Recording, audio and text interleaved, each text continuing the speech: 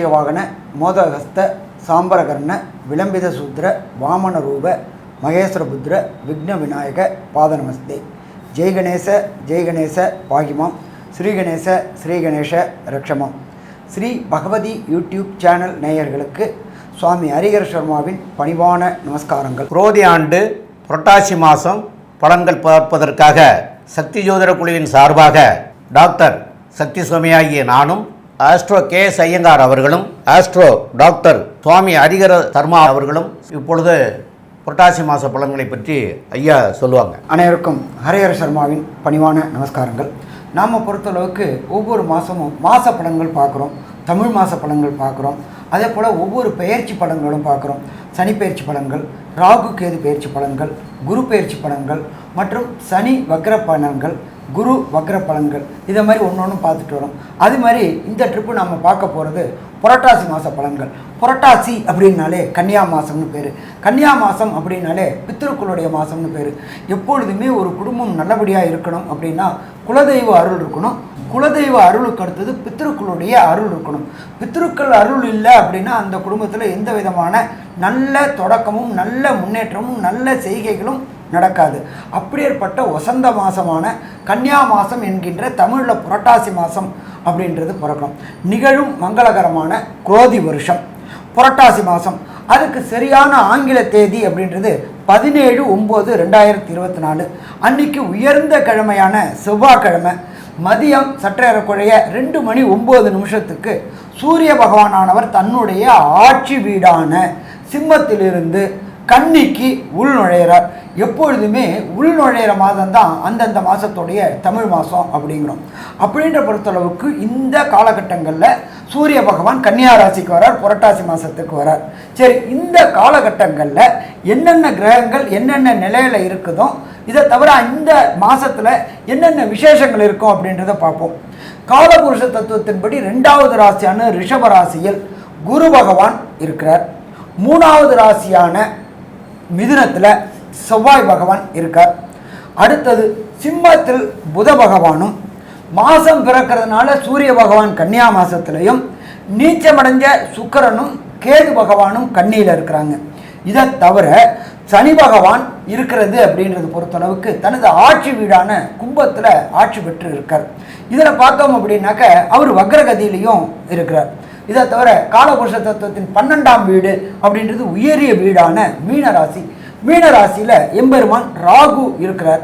இந்த மாதிரி பிளானட்டரி பொசிஷனில் இந்த மாதிரி கிரக நிலவரத்தில் இந்த புரட்டாசி மாதம் ஆரம்பமாகுது. சரி, இந்த புரட்டாசி மாதம் அப்படின்னா என்னென்ன விசேஷங்கள் இருக்குது அப்படின்றத ஃபஸ்ட்டு பார்ப்போமா. புரட்டாசி மாதம் பிறக்கிறது 17/9/2024 செவ்வாய்க்கிழமை. அன்னைக்கு மத்தியானம் 2:09 சூரிய பகவான் கன்னியா ராசியில் வரார். அதுக்கு சூரிய பகவான்றதுனால புரட்டாசி மாதம். அதுக்கு அடுத்தது அப்படின்றத பொறுத்தளவுக்கு 18/9/2024. இப்போ நம்மளை பொறுத்தளவுக்கு பித்ருக்களுக்கு காரியம் செய்யக்கூடிய நாட்கள் அப்படின்றத பொறுத்தளவுக்கு மாலையபக்ஷம், அதுக்கு அடுத்தது ஆடி அமாவாசை, அதுக்கு அடுத்தது தை அமாவாசை. இந்த காலகட்டங்கள். இப்போ இந்த ஆடி அமாவாசைன்றது நம்ம கடந்த காலகட்டங்களில் போனோம். அது அயனம் மாறக்கூடிய காலகட்டங்களில் உத்தராயணத்துலேருந்து தட்சிணாயணம் மாறக்கூடிய காலகட்டம் அப்படின்றது அந்த காலகட்டங்களில் சூரிய பகவான் இருக்கிறது கர்க்கடகத்தில் இருப்பார். அதனால் அந்த சூரியன் அயனம் மாறக்கூடிய காலகட்டங்களில் பித்திருக்களுக்கு உண்டான தர்ப்பணங்களும் புனித காரியங்களும் செய்யக்கூடிய காலகட்டங்கள். அதுக்கு அடுத்தது வருது புரட்டாசி மாதத்தில் மகாலய அமாவாசை. இந்த மகாலய அமாவாசை அப்படின்றது 18/9/2024 அன்னைக்கு தொடங்குது. அதுக்கு பேர் பக்ஷம் தொடங்குறதுன்னு பேர். மாலைய பக்ஷம் ஆரம்பம்னு பேர். பக்ஷம் ஆரம்பம் அப்படின்னா ஒரு பட்சத்துக்கு சற்றேறக்குறைய 15 நாட்கள். பௌர்ணமியில் இந்த மாலைய பக்ஷம் ஆரம்பமாகுது. அதுலேருந்து தொடர்ந்து 15 நாளும் பித்ருபட்சம் அப்படின்னு சொல்லுவோம். பித்ருபட்சம் அப்படின்னாக்க நீத்தார்களுக்கு, நம்மளுடைய முன்னோர்களுக்கு ஒரு சில பேர் திதிகள் தர்ப்பணங்கள் கொடுக்காமல் இருப்பாங்க. அலுவலக நிமித்தமாகவும் ஒரு சில பேர் வெளியூர் வெளிமாநிலம் வெளிநாடு போனதுனாலையும் அந்த வாய்ப்புகள் அமையாததுனாலையும் அவங்களால அந்த பித்ருக்களுக்கு திதி தர்ப்பணங்கள் கொடுக்க முடியாமல் இருக்கும். அவங்க எல்லாரும் இப்போ வரக்கூடிய வாய்ப்பை பயன்படுத்திக்கணும். எப்பொழுதுமே வாய்ப்புகள் அப்படின்னு நம்மளை தேடி வராது, அது வரும்பொழுது அதை நாம் பயன்படுத்திக்கணும். அப்படி வரக்கூடிய மாலை பட்சம் ஆரம்பம் ஆகிறது அப்படின்றது 18/9/2024 பக்ஷம் ஆரம்பம். சரி, இதுக்கு அடுத்தது பார்த்தோம் அப்படின்னாக்க உயர்ந்தது அப்படின்றது அமாவாசை. அதுக்கு பேர் மகாலய அமாவாசை அப்படின்னு பேர். அது 2/10/2024 புதன்கிழமை வருது.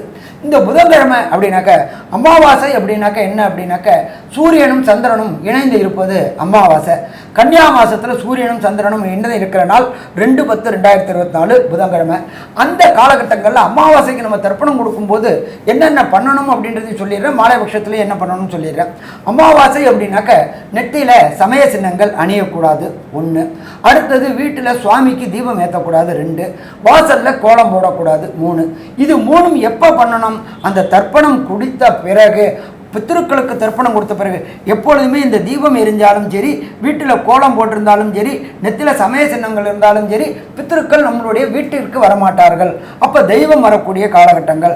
அப்போ பித்ருக்களை ஃபஸ்ட்டு வரவேற்றுட்டு அமாவாசை தர்ப்பணங்களை கொடுத்துட்டு எள்ளு நெல் அக்ஷத தர்ப்பணத்தை கொடுத்துட்டு அதுக்கப்புறம் இந்த 3 காரியங்களும் செய்யலாமா? 3 காரியங்களும் செய்யலாம். அப்போ இத்தனை காலகட்டங்கள் சாமி, நான் இதை மாதிரி வெளியூர் வெளிமாநிலத்தில் இருந்தேன், எனக்கு அங்கே ஆறு குளங்கள் நதிக்கரைகள் இல்லை, அங்கே தர்ப்பணம் பண்ணுறதுக்கு வச்சு கொடுக்க வாத்தியார் இல்லை, ஐயர் இல்லை அப்படின்னு நினச்சிட்டு இருந்தவங்க எல்லாருமே இந்த மாலை பட்சத்தில் கொடுக்கலாமா? கண்டிப்பாக கொடுக்கலாம். சரி, இதுக்கு அப்புறம் ஒரு சில பேருக்கு எங்கள் அப்பா அம்மா எங்கள் தாத்தா பாட்டி இறந்த திதியே தெரியாது, இறந்த நாள் தான் தெரியும் அப்படின்னு நினைக்கிறவங்களுக்கு 21/9/2024 அது என்ன அப்படின்னு கேட்டிங்கனாக்க மகாபரணி அப்படின்னு பேர். இந்த மகாபரணி நட்சத்திரம், மகாபரணி அன்னைக்கு யார் யாருக்கு இறந்தவங்க நாள், இறந்தவங்க திதி, இறந்த நேரம் எதுவுமே தெரியாதவங்க, நான் வெளியூரில் இருந்தேன், அப்பா எப்போ இறந்தாங்க, எப்போ ஜீவன் போணுச்சுன்னு தெரியாதவங்க அத்தனை பேரும் கொடுக்கக்கூடியது அப்படின்றது மகாபரணி அன்னைக்கு திதியும் தர்ப்பணமும் கொடுத்தா. சரி, இந்த திதி தர்ப்பணம் எங்கே கொடுக்கணும் அப்படின்னாக்க புனித நதிகளாக, அதாவது கங்கை, காவேரி, வைகை இதை மாதிரி இடத்துல கொடுக்கலாம். அதே போல் முக்கூடர்கள் கூடக்கூடிய திரிவேணி சங்கமத்தில் கொடுக்கலாம். அதே போல் புனித தீர்த்தங்களில் ஊரில் உள்ள ஏரி காவேரியில் கொடுக்கலாம். அப்படி எதுவுமே இல்லை சாமி எங்கள் இடத்துல அப்படின்னா வீட்டில் உள்ள கிணறுக்கு பக்கத்தில் அதுவும் ஒரு நீர்நிலை தான், அதுலேயும் கொடுக்கலாமா? கொடுக்கலாம். சரி, இதுக்கு அடுத்தது பார்த்தோம்னாக்க 25/9/2026 மத்தியாஷ்டமி. இந்த மத்தியாஷ்டமி அப்படின்றத பொறுத்தளவுக்கு திதி தர்ப்பணங்கள் தெரியாதவங்க, திதி தர்ப்பணங்கள் கொடுக்காதவங்க, நாங்கள் எங்கள் இதில் இது மாதிரி பண்ணலை அப்படின்னு நினைக்கக்கூடியவங்க அத்தனை பேரும் இந்த 25/9/2026 அன்னைக்கு மத்தியாஷ்டமி அன்னைக்கு இந்த திதியும் தர்ப்பணமும் கொடுத்தா நம்மளுடைய கோத்திரதாயாதிகள் அப்படின்னா சட்டப்படி 64 கோத்திரதாயாதிகள் நம்ம கயாவில் போயிட்டு பல்குர்னி தீர்த்தத்தில் என்ன பண்ணுவோம் அப்படின்னாக்க 64 பிண்ட பிரதானம் பண்ணுவோம். 64 கோத்திரதாயாதிகளுக்கும் பிண்ட பிரதானம் பண்ணுவோம். அது 3 பிண்ட பிரதானம் ஆக்கி ஒரு பிண்ட பிரதானத்தை கோ அப்படின்னாக்க சகல தேவதைகளும் வாசம் செய்கிறது கோவுக்கு கொடுக்கும்போது நம்மளோட பித்ருக்களுக்கு ஆசீர்வாதங்கள் கிடைக்குது. அதுக்கு அடுத்தது 2 பிண்ட பிரதானத்தை விஷ்ணுவோட பாதம், எல்லாமே நாராயணா சமர்ப்பயாமே அப்படின்னு சொல்றது, நாராயணனுக்குள்ளார தான் எல்லாருமே ஐக்கியமாறும். அப்போ அந்த விஷ்ணு பாதத்தில் 2 பிண்டம் வைக்கும்பொழுது நம்மளுடைய கோத்திரதாயாதிகள் அத்தனை 64 கோத்திரதாயாதிகளும் பரமபத வாசலுக்கு போகக்கூடியது. இத்தனை நாளாக அவங்க நம்மளோட வீட்டையே சுற்றிக்கிட்டு இருப்பாங்க. வீட்டில் சுற்றக்கூடாது. ஏன் அப்படின்னு கேட்டிங்கனாக்க வீட்டில் தெய்வம் வாசம் செய்யணுமே தவிர எக்காரணத்தை கொண்டு பித்ருக்கள் அந்த திதி கொடுக்குற அன்னைக்கு வந்துட்டு போனோம், மற்ற நாள் வரக்கூடாது. சரி, இதெல்லாம் முடிஞ்சு போச்சு, பித்ருக்கள் எல்லாம் முடிஞ்சு போச்சு. அடுத்தது சுப நிகழ்வு எல்லாம் ஆரம்பமாக போகுது. எப்போ சுப நிகழ்வு ஆரம்பமாக போகுது? 11/10/2024 நமக்கு வெள்ளிக்கிழமை அன்னைக்கு சரஸ்வதி பூஜை. நம்மளுடைய தொழில் சிறக்கணும், நாம் செய்கின்ற வேலை தொடர் முன்னேற்றம் இருக்கணும் அப்படின்னாக்க சரஸ்வதி பூஜை அன்னைக்கு. அதே நாள்லேயே ஆயுத பூஜையும் இருக்குது. நாம் செய்கின்ற ஒவ்வொரு கருவியும், எழுத்தாளராக இருந்தால் அவங்களுக்கு பேனா, விவசாயி இருந்தால் ஏறு, இது எல்லாத்துக்கும் பூஜை செய்யக்கூடிய காலகட்டங்கள் 11/10/2024 வெள்ளிக்கிழமை. சரி, அதுக்கு அடுத்தது 12/10/2024 அன்னைக்கு விஜயதசமி, முக்கியமான நாள். படிக்கிறக்கூடிய குழந்தைகள் அத்தனை பேருக்கும் புஸ்தகத்தை வச்சு பூஜை பண்ணி அன்னைக்கு வித்யா ஆரம்பம், அன்னைக்கு தான் குழந்தைகள் புதுசாக சேரக்கூடியவங்களுக்கு வித்யா ஆரம்பம் என்ற நாட்களும் தொடங்கக்கூடிய நாள். அப்போ இத்தனை வசந்த காரியங்களும் இந்த கன்னியா மாதம் என்கின்ற புரட்டாசி மாதம் வருது. சரி, இப்போ இதில் பொறுத்தளவுக்கு ஒவ்வொரு ராசிக்கும் என்னென்ன நற்பலன்கள், என்னென்ன பரிகாரங்கள் அப்படின்றத பார்ப்போமா? விருச்சிக ராசி நேயர்கள், அதாவது விசாக நட்சத்திரம் 4ஆம் பாதம், அனுஷம் 1, 2, 3, 4 பாதம், கேட்டை 1, 2, 3, 4 பாதம் ஆக இந்த 9 பாதம் கொண்டவர்கள் விருச்சிக ராசிக்காரர்கள். விருச்சிக ராசியினுடைய அதிபதி செவ்வாய்.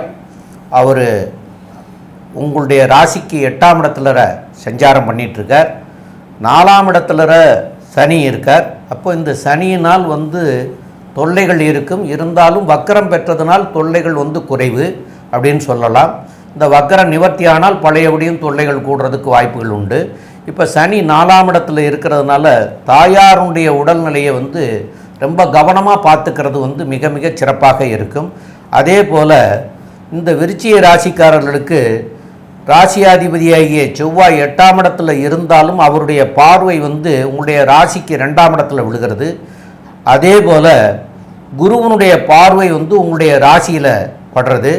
அப்போ இந்த மாதிரி இருக்கிறதுனால உங்களுடைய ராசியில் படுறதுனால இது வந்து சிறப்பாக இருக்கக்கூடிய காலமாக அமையக்கூடிய வாய்ப்பும் உண்டு.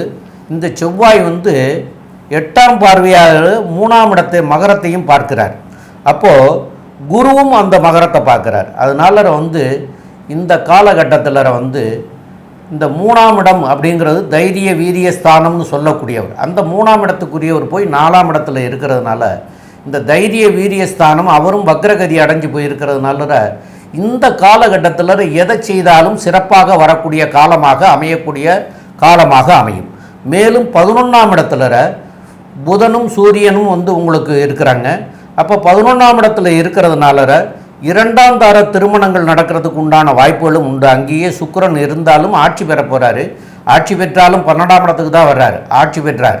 அப்போ 2ஆம் திருமணம் ஆக வேண்டியவங்களுக்கும் திருமணம் ஆகிறதுக்கு உண்டான வாய்ப்புகளும் கிடைக்கக்கூடிய வாய்ப்புகள் உண்டு. மேலும் உள்ள விவரங்களை பற்றி நம்முடைய KS ஐயங்கார் அவங்க சொல்லுவாங்க. ஐயா, அற்புதமாக சொன்னீங்க. விருச்சிக ராசிக்காரர்களுக்கு குரு பகவான் சமசப்தமத்தில் இருக்கிறது பெரிய விசேஷம்.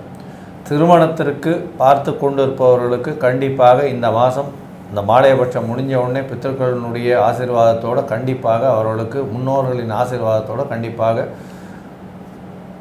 திருமணம் பந்தம் ஏற்படக்கூடிய வாய்ப்புகள் உண்டு. திருமணத்திற்கு இது ஃபிக்ஸ் பண்ணிவிட்டு ஐப்பசி மாதம் கல்யாணத்தை வச்சுக்கக்கூடிய வாய்ப்புகள் நிச்சயமாக இருக்கும். இந்த மாதத்தில் பார்த்தோம்னா புரட்டாசி மாதத்தில் பொதுவாகவே மாச கிரகம்னு சொல்லக்கூடிய சூரியன், புதன், செவ்வாய் மற்றும் சுக்கிரன் இந்த 4 கிரகங்களை பற்றி வச்சு தான் பார்ப்போம். இதில் 3 கிரகங்கள் வந்து இந்த மாதத்தில் பயிற்சிகள் இருக்குது. அதாவது சூரியன், புதன் மற்றும் சுக்கிரன். சூரியனும் புதனும் வந்து கன்னியா ராசியில் போய் இருக்கிறது.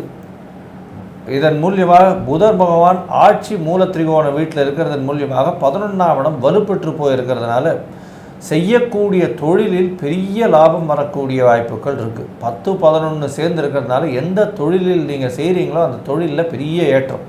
ஏன் அப்படின்னா உங்களுடைய ராசிக்கு 2ஆம் அதிபதி தனகாரகன், தனஸ்தான அதிபதியானவர் சமசப்தமத்தில் இருந்து அவரே வந்து 11ஆம் இடத்தையும் பார்க்கறதன் மூலியமாக நீங்கள் நினைத்த இடத்தில் நினைத்த காரியங்களை நினைத்த மாத்திரத்தில் செய்யக்கூடியதும் நினைத்த லாபத்தை அடையக்கூடிய வாய்ப்பும் உங்களுக்கு நிச்சயமாக உண்டு. இதன் மூலியமாக பார்த்தலையானால் பார்ட்னர்ஷிப் வியாபாரத்தில் இருக்கிறவர்களுக்கெல்லாம் பெரிய ஏற்றம் கிடைக்கக்கூடிய காலகட்டமாக அமைய போகிறது. உங்களுடைய உடல்நிலையில் சற்று ஜாகிரதையாக பார்த்துக்கணும். ஏன்னா சனி பகவானின் பார்வை உங்களுடைய ராசிக்கு உழறதுனால உடல்நிலையில் சற்று பிரச்சனைகள் இருக்கக்கூடிய வாய்ப்புகள் உண்டு. தாயின் உடல்நிலையில் சற்று பின்னடைவு இருக்கக்கூடிய வாய்ப்புகள் நிச்சயமாக இருக்கும். இந்த மாதத்தில் பார்த்தாலேயானால் உங்களுக்கு குழந்தைகள் மூலியமாக சிறு சிறு பிரச்சனைகள் வரும். ஏன்னா பதவி புகழ் அந்தஸ்து கௌரவத்தில் சிறு கலங்கம் ஏற்படும். 5ஆம் இடத்துல ராகு பகவான் இருக்கிறதுனால பொதுவாக இந்த மாதத்தில் உங்களுடைய ராசிக்கு 12ஆம் இடத்துல சுக்கிர பகவான் இருக்கிறதுனால நீங்கள் வந்து வெளிநாடு வெளியூர் போயிட்டு ஷார்ட் ட்ரிப் போயிட்டு வரக்கூடிய பாக்கியம் நிச்சயமாக கிடைக்கும். இந்த மாதத்தில் பார்த்தோன்னா படிக்கக்கூடிய குழந்தைகள் மேல்நாடு போகக்கூடிய பாக்கியம் உண்டா அப்படின்றத பற்றியும், போட்டித் தேர்வில் படிக்கக்கூடிய குழந்தைகள் என்ன மாதிரியான ஒரு மாற்றத்தை எதிர்பார்ப்பார்கள், ஏன்னா 6ஆம் அதிபதி 8ஆம் இடத்துல போய் இருக்கிறது எப்படி இருக்கும் அப்படின்றத பற்றியும் நம்ம ஐயா ஹரியரசர்மாகிட்ட கேட்கலாம். ஏன் நல்லா அற்புதமாக சொன்னீங்க. எந்த ஒரு ராசிக்காரருக்கு தனக்காரகனான குரு பகவான் ராசியை பார்த்துட்டாலே வெற்றி வெற்றி வெற்றி தொடக்கம். இதை தவிர ராசிக்கு 3ஆம் இடமான முயற்சி ஸ்தானத்தை பார்க்குறார் பிரகஸ்பதியான குரு பகவான். தொட்டதெல்லாம் தொடங்கக்கூடிய காலகட்டங்கள், வச்சதுக்கு எல்லாம் விடுவிக்கிற காலகட்டங்கள். நான் இத்தனை நாளாக அடிமை தொழில் செஞ்சுக்கிட்டே இருந்தேன் சாமி, நானும் என்னோடய வாழ்க்கையில் முதலாளி ஆவேனா அப்படின்னு நினச்சிட்டு இருந்தவர்களுக்கு தனக்காரகனான பிரகஸ்பதியான குரு பகவான் ராசியை சதசப்தம பார்வையாகவும், அதை தவிர உங்களுடைய 11ஆம் இடமான லாபஸ்தானமான கன்னியாதை பொறுத்தளவுக்கு 5ஆம் பார்வையாகவும், இதை தவிர 9ஆம் பார்வையாக விசேஷ பார்வையான முயற்சி ஸ்தானத்தை தொடும்பொழுது தொட்டதெல்லாம் பொண்ணாகும். நான் அடிமை வேலையில் இருந்தவனுக்கு தொழிலதிபர் ஆகக்கூடிய வாய்ப்புகள் உண்டா? கண்டிப்பாக தொழிலதிபர் வாய்ப்புகள் உண்டு. இந்த மாதம் புரட்டாசி மாதம் பித்ருக்களுடைய ஆசீர்வாதம் வந்தாச்சு. இப்போ குலதெய்வத்துடைய ஆசீர்வாதம் வந்தாச்சு. அப்போ இந்த காலகட்டங்கள் வெற்றி வெற்றி வெற்றி கிடைக்கக்கூடிய காலகட்டம். சரி, அடுத்தது லோயர் எஜுகேஷன் அப்படின்றது 4ஆம் இடம். 4ஆம் இடத்துல சனி பகவான் வக்ரம் பெற்று இருக்கிறார், ஆட்சி பெற்று வக்ரம் பெற்று இருக்கார். சின்ன சின்ன ஞாபக மறதி வரும், ஆனால் படிப்பில் எந்த விதமான பெரிய பிரச்சனைகளும் வர வாய்ப்பு இல்லை. இதை தவிர ஜோதிட சாஸ்திரத்துப்படி உங்களுடைய ராசிக்கு 9ஆம் இடம் அப்படின்றது கர்க்கடகம். கர்க்கடகத்தை பொறுத்தளவுக்கு நல்லா இருக்கா? 9ஆம் இடம் உயர்கல்வி ஸ்தானம். உயர்கல்வி ஸ்தானத்தில் காம்படிட்டிவ் எக்ஸாம் அப்படின்ற பொறுத்தளவுக்கு IIT, JEE, NEET, PhD, IAS, UPSC, TNPSC exam எழுதக்கூடிய அத்தனை விருச்சிக ராசி அன்பர்களுக்கும் வெற்றி கிடைக்குமா? வெற்றி கிடைக்கும். சரி, வெற்றி மட்டும்தான் கிடைக்குமா? எதிர்பார்த்ததுக்கு அதிகமான மார்க் கிடைக்கும். சரி, அதுக்கு அடுத்தது விரும்பிய பல்கலைக்கழகங்கள், அது உள்ளூராக இருக்கட்டும், அது வெளியூராக இருக்கட்டும், அல்லது வெளி மாநிலமாக இருக்கட்டும், அல்லது வெளிநாடாக இருக்கட்டும், அந்த இடத்துல உங்களுக்கு விரும்பிய பல்கலைக்கழகம் கிடைக்கக்கூடிய வாய்ப்புகள் உண்டு. சாமி எல்லாம் ஓகே, அது துட்டு வேணுமே. தனக்காரகனான குரு உங்களோட ராசியை பார்க்குறாரு, முயற்சி ஸ்தானத்தை பார்க்குறாரு. கேட்டால் கேட்ட இடத்துல பணம் கிடைக்குமா? கன்ஃபார்மாக கேட்ட இடத்துல பணம் கிடைக்கும். அப்போ வெற்றி வெற்றி வெற்றி உறுதி. 11ஆம் இடமான லாபஸ்தானத்தையும் தனக்காரகனான குரு பார்த்துட்டாரு. இதில் என்ன ஒரு விசேஷம் அப்படின்னாக்க, அதை கிட்டத்தட்ட தர்ம கர்மாதிபதி யோகம்னே சொல்லலாம். 10 கூடையவர் 11லையும் 11 கூடையவர் 11லையும் ஆட்சி உச்சம் மூல திரிகோணம் பெற்றிருக்காரு. இதை தவிர ராசிக்கு 12ஆம் இடத்துக்குரியவர் 12லையும் இருக்கிறாரு. அப்போ படித்த படிப்பிற்கு உண்டான வேலை. ஒரு சில பேர் சொல்லுவாங்க, நான் ஒன்று படித்தேன், வேலை பார்க்குறது ஒரு இடத்துல அப்படின்ட்டு. இப்போ இந்த காலகட்டங்களில் நீங்கள் படித்த படிப்பிற்கு உண்டான வேலை கிடைக்கக்கூடிய வாய்ப்புகள் உண்டு. தர்ம கர்மாதிபதி யோகம் இருக்கிறதுனால கண்டிப்பாக வெற்றி வெற்றி வெற்றின்னு கிடைக்கக்கூடிய வாய்ப்புகள் உண்டு. சரி சாமி, எல்லாமே அற்புதமாக இருக்கும், அப்படி இருக்கும் இப்படி இருக்குன்னு சொல்லிட்டீங்க. இதில் ஒரு சில நாள் தவிர்க்கணும்னு சொல்லுவீங்களே, அந்த சந்திராசிரம தினங்கள் என்னன்னு எனக்கு சொன்னீங்கன்னாக்க நான் அந்த காலகட்டங்களில் புதிய முயற்சியை தொடங்குறத தவிர்ப்பேன். சரி சாமி, நான் இந்த காலகட்டங்களில் நீங்கள் வேறு மாலையபட்சம்ட்டீங்க. மாலையபட்சம்னா பித்ருபட்சம்ட்டீங்க. முன்னோர்களையும் மூத்தவர்களுக்கும் இறந்தவர்களுக்கும் திதி தர்ப்பணம் கொடுக்கணுன்றீங்க. சரி, இதை யார் கொடுக்கலாம் அப்படின்னாக்க, தாய் தந்தை இல்லாதவர்கள் மட்டும்தான். திலம்னா எள்ளு, திலம்ன்றது சமஸ்கிருத சொல்லு, அதுக்கு தமிழ் சொல் அப்படின்றது எள்ளு. எள்ளு தொடணும் அப்படின்னா தாய் தந்தையர் இல்லாதவங்க மட்டும்தான் எள்ளு தொடணும். அப்போ அந்த எள்ளு தொட்டு பரிகாரம் பண்ணக்கூடிய ஸ்தலம் எது அப்படின்றது நம்ம ஐயா டாக்டர் சக்தி சோமையா விரிவாகவும் விளக்கமாகவும் சொல்லுவாங்க. ரொம்ப அற்புதமாக சொன்னீங்க ஐயா. இந்த விருச்சிக ராசிக்காரர்களுக்கு சந்திராஷ்டம தினங்கள் அப்படின்னு சொல்லக்கூடியது 24/9/2024 செவ்வாய்க்கிழமை மாலையில் 4:24 முதல் ஆரம்பமாகுது. அது அப்படியே கண்டினியூவாக 25/9/2024 புதன்கிழமை, 25/9/2024 இல்லை, இது புதன் வியாழக்கிழமை இரவு 10:30 மணி வரைக்கும் இருக்குது. ஆக 24, 25, 26 புதன் வியாழன் இந்த கிழமைகளில் இருக்கிறது. செவ்வாய் புதன் வியாழன் இரவு 10:30 மணி வரைக்கும் இருக்குது. இந்த காலகட்டங்களில் புதிய முயற்சிகள் எதுவும் பண்ண வேண்டாம், புதிதாக எதுவும் தொடங்க வேண்டாம். அதே மாதிரி பிரயாணங்கள், யாத்திரை எதுவும் செய்ய வேண்டாம். இதெல்லாம் தவிர்க்கிறது மிக மிக நல்லது. ஏன்னு கேட்டால், இந்த நிலையில் உங்களுடைய மனநிலை தடுமாற்ற நிலை அடையக்கூடிய வாய்ப்புகள் உண்டு. இந்த மனநிலை தடுமாற்றும் போது எடுக்கக்கூடிய முடிவுகளில் அது பின் விளைவுகளை தரும். அது இன்றைக்கி தெரியாது, அதனால் பின் விளைவுகள் வரும். அந்த பின் விளைவுனால் பெரிய தொல்லைகள் வரும். அதனால் இந்த நாட்களில் இந்த காரியங்களை மாத்திரம் மிக மிக தவிர்க்கணும், ரொம்ப நல்லதாக இருக்கும். இது மாலையபட்ச காலம். புரட்டாசி மாதங்கிறது மாலையபட்ச காலம். இந்த மாலையபட்ச காலத்தில் மாலை அமாவாசை அன்னைக்கு முன்னோர்களுக்கு தில திருப்பணம் கொடுக்கக்கூடியது நம்முடைய வம்சத்தினுடைய வழக்கங்கள். அது அந்த நாட்களில் செய்ய தவறினாலும் மகாபரணி அன்னைக்கு பண்ணலாம், இல்லைன்னா மத்திய அஷ்டமி அன்னைக்கும் பண்ணலாம். அப்போ உங்களுக்கு தெரியுதோ தெரியலையோ, அதாவது அவங்க இறந்த தேதி தெரியாமல் இருக்கலாம், இல்லைனா திதி தெரியாமல் இருக்கலாம். எது தெரியாமல் இருந்தாலும் இந்த 3 நாட்களும் கொடுக்கலாம்ங்கிறது ஐதீகமாக சொல்லப்பட்டது. அப்போ இந்த மாதத்தில் இந்த 3 நாள் உங்களுக்கு கிடைக்குது. இந்த 3 நாளில் போய் பண்ணுறது நல்லது.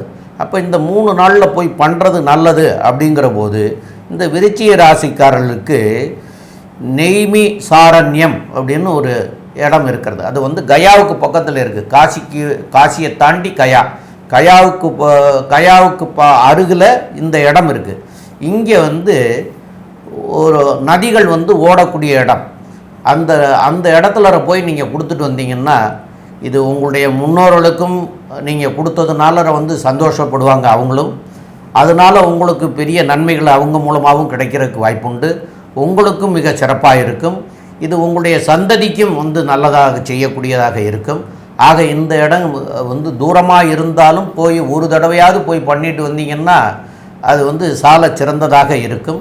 மேலும் வந்து இவங்களுக்கு வந்து இப்போ வந்து ராசிநாதனாகிய செவ்வாய் 8ஆம் இடத்துல இருக்கிற காரணத்தினால மலை மேலே இருக்கிற முருகனை போய் வழிபட்டுட்டு வந்தாங்கன்னா, அதாவது உங்களுடைய ஜாதக பிரகாரம் தசா புத்தி அந்தரநாதன் சூட்சமநாதன் இதெல்லாம் சரியில்லாதவங்க இந்த 8ஆம் இடத்துல செவ்வாய் இருக்கிற காரணத்தினால மலை மேலே இருக்கிற போய் முருகனை போய் வணங்கிட்டு செவ்வாய்க்கிழமைகளில் போய் வணங்கிட்டு வர்றது சால சிறந்ததாக இருக்கும். மேலும் உள்ள விவரங்களை பற்றி நம்முடைய KS ஐயங்கார் அவங்க சொல்லுவாங்க. ஐயா, அற்புதமாக சொன்னீங்க. அதாவது விருச்சிக ராசியை பொறுத்தவரையிலும் திருமணத்திற்கு பாக்கியம் உண்டு. இந்த மாதத்தில் வந்து பண வரவிற்கு பஞ்சம் இருக்காது. பொருள் வரவு அதிகமாக இருக்கும். கணவன் மனைவியிடையே நல்ல ஒரு அந்யோன்யம் இருக்கும். தொழிலில் பெரிய ஏற்றம் இருக்கும். 10ஆம் அதிபதி 11ஆம் இடத்துல ஆட்சி பெற்ற 11ஆம் அதிபதி. தொழிலில் அதீத லாபம் இருக்கும். குருவின் பார்வையினால் அவரே 2ஆம் அதிபதியான தனஸ்தான அதிபதி தனகாரகன் அவரே வந்து 11ஆம் இடத்தை பார்க்குறார். எந்த ஒரு விஷயத்திலையும் தொழிலில் பெரிய ஏற்றம் கிடைக்கக்கூடிய காலகட்டம். வெளிநாடு வெளியூர் பிரயாணம் செல்லக்கூடிய பாக்கியம் நிச்சயமாக கிடைக்கும். உடல் நலத்தில் சற்று கவனம் தேவை. தாயின் உடல் நலத்தில் சற்று கவனம் தேவை. உங்களுடைய குழந்தை மூலியமாக சற்று பின்னடைவு ஏற்படக்கூடிய வாய்ப்பு நிச்சயமாக இருக்கும். பதவி புகழ் அந்தஸ்து கௌரவம் கொஞ்சம் பிரச்சனைக்கு உள்ளாகும். உங்களுடைய ராசிக்கு பார்த்தலையானால் இந்த மாதத்தில் எல்லா விதமான ஏற்றங்களும் உண்டு. பணவரவுக்கு பஞ்சம் இருக்காது. திருமணத்திற்கு பாக்கியம் உண்டு.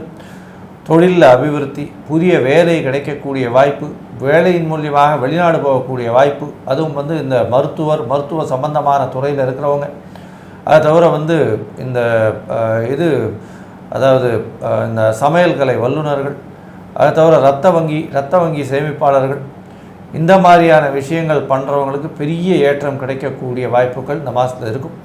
இந்த மாதத்தில் பார்த்தலையானால் ஐயா சொன்ன மாதிரி அந்த பரிகாரங்களையும் பண்ணிட்டு வர்றதன் மூலியமாக உங்களுக்கு ஒரு பெரிய பொன்னான காலமாக இந்த மாதம் அமைய போகிறதுன்னு சக்தி ஜோதிட குழு சொல்லுது. நன்றி, நமஸ்காரம். ஸ்ரீ பகவதி யூடியூப் சேனல் பார்த்த அன்பர்களுக்கு நன்றி. இதே போன்று ஆன்மீக தொடர்புடைய ஜோதிட தொடர்புடைய தகவல்களை தொடர்ந்து நீங்கள் பெற ஸ்ரீ பகவதி யூடியூப் சேனலை சப்ஸ்கிரைப் செய்யுங்கள் மற்றும் அருகில் உள்ள பெல் ஐகானை அதை அழுத்தினீர்கள் என்றால் தொடர்ந்து என்னுடைய சேனலை பார்க்க முடியும். நன்றி, நமஸ்காரம்.